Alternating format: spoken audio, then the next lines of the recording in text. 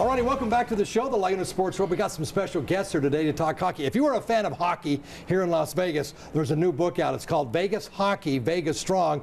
The authors, of course, we got Bob Lawson's here, and we also have Myron Freund is here, and he joins us. He was a player coach back in the day, and so we appreciate you guys coming in here, Bob and Myron. Thank you very much. This book is so interesting. Hold that book cover up. Vegas Strong, Vegas Hockey. How'd you come up with the title for this, and how'd you come up with the idea to let's put a book together? First, I got to also do a reach out to my co-author and partner, Richard Gubby, who's home right now recovering from double lung transplant. He just got out of the hospital last week. So we want to do that quick shout out, Chris. Let's definitely give him a shout out. Because he's an important part of this.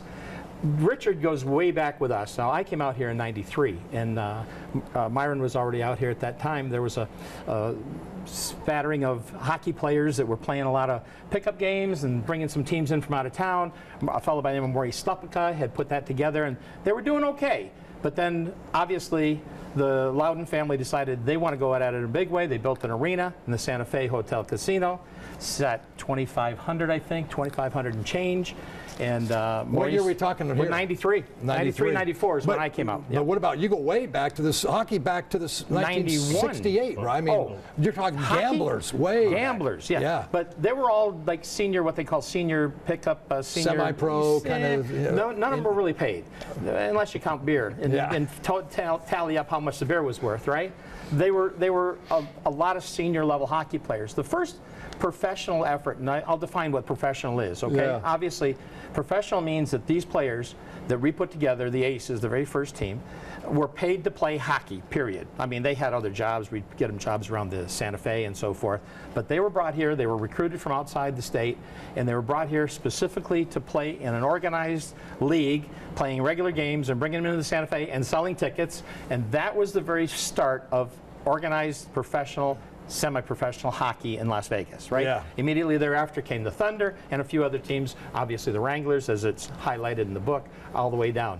You know, so go ahead. You know, I was going to say, you look at some of these, look at some of these shots here, some of that old black and white, some of that old video that you have up here. It's really interesting when you think of the early days of hockey in Las Vegas. When you think of Las Vegas, you don't really think of hockey. Well, you know, I use this story real quick. When I first came out here, we had a big open skate at the Santa Fe, and here's the problem. Las Vegans didn't really know the sport that well. I'm talking about the people that lived here. We had an open skate at the Santa Fe, and there was a little 5-year-old out there skating around with a life jacket on. That was the epitome of what Las Vegans knew of as far as ice was concerned, right?